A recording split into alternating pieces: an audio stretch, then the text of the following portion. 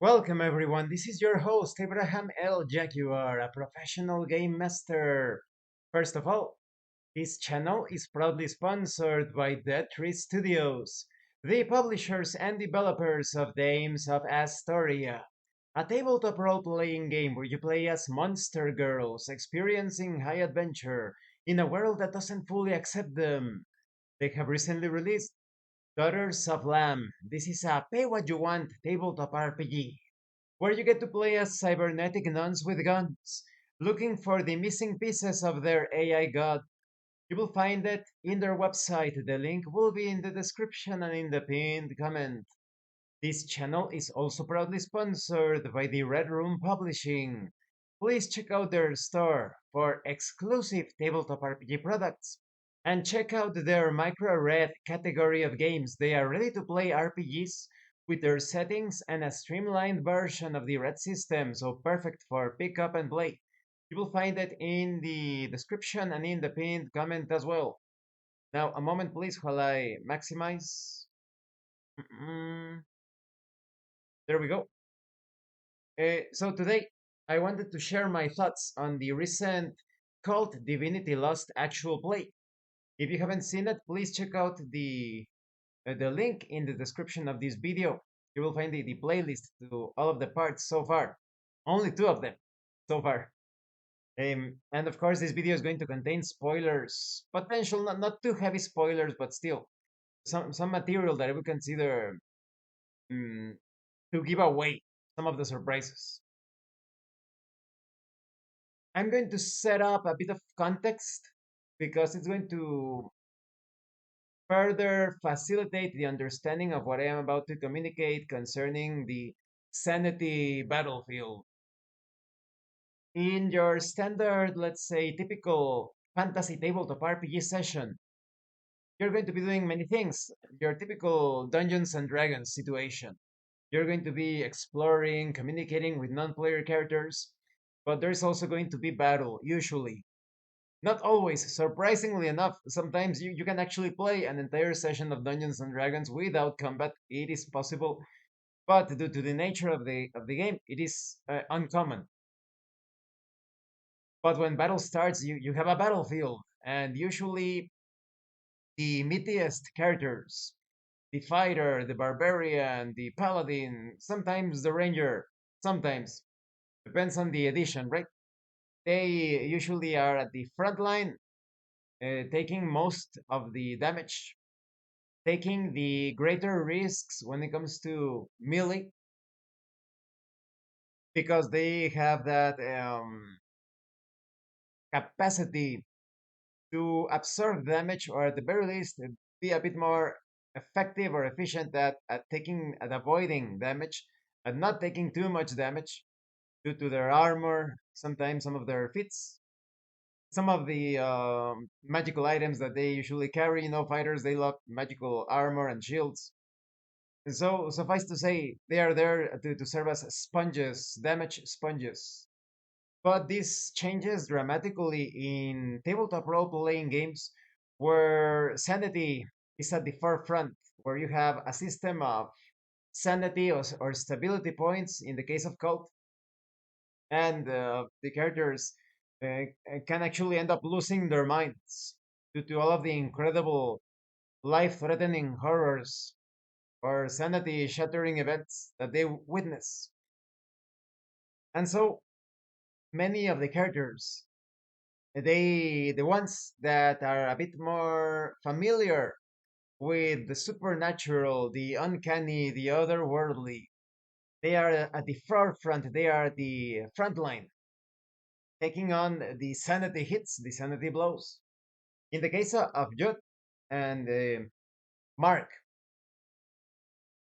they were there due to their experience with occult ceremonies, operations. They were taking quite a few risks, confronting the mysteries of perhaps aeons past. And so they were always at risk of suffering sanity damage. In the case of Pierre, of course, he does have, played by Pedro, he does have that mediumship, that quality that allows him to come into direct contact or even under the possession of certain entities.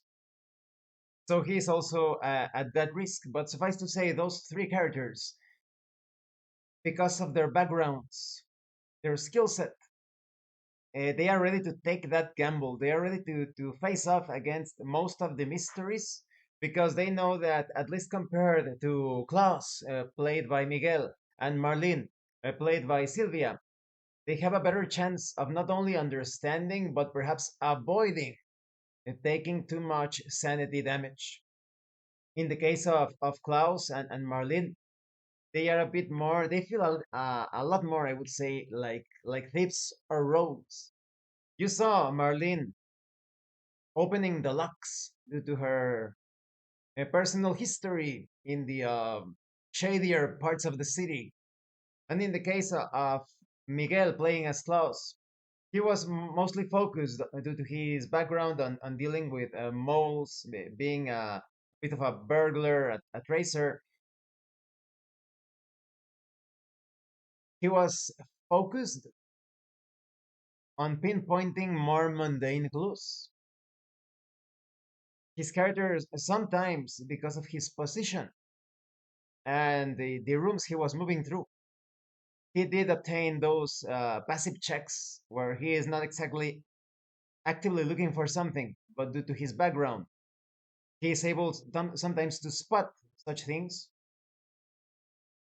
And I think it has been wise on his part that he hasn't taken too much of a risk, just like Marlene. They haven't been delving too deep into the abyss. You know, when you stare at the abyss stares back at you. So Marlene and Klaus, they are perfectly aware of this. In fact, they were quite skeptic until a particular moment in the scenario where it was verified that everybody was looking at the same things, experiencing the same things, and it went beyond your typical group hysteria or madness. So it's very interesting how in this Call of Cthulhu or Cthulhu, or in the case of this game, Cult, Divinity Lost, in the case of the Red Room Publishing's darker game, it's useful to know how to handle yourself in a scrap in dangerous situations when escaping, when infiltrating places. But just like in your typical, like I said, Dungeons and Dragons situation, where it is quite common for the main threat to be damage inflicted to your hit points. In this case, the most prevalent threat is damage inflicted to your stability. So it's funny how some of the roles turn around. You could have a Lovecraftian RPG session with a very old, frail, out of shape professor that somehow, because of his experience with dark, esoteric matters, he is actually able to be at the front line of the mysteries. And otherwise, he wouldn't be able to do that if it were like a battle against cultists or gangsters or whatnot. The professor wouldn't be too effective. But those sorts of characters that are more focused on the occult side of things, they are ready to take the hit for the rest of the group. And I think the group has been quite successful at that due to their understanding of who is more or less more attuned with the supernatural threats. Thank you for watching this video. I hope it was informative and entertaining.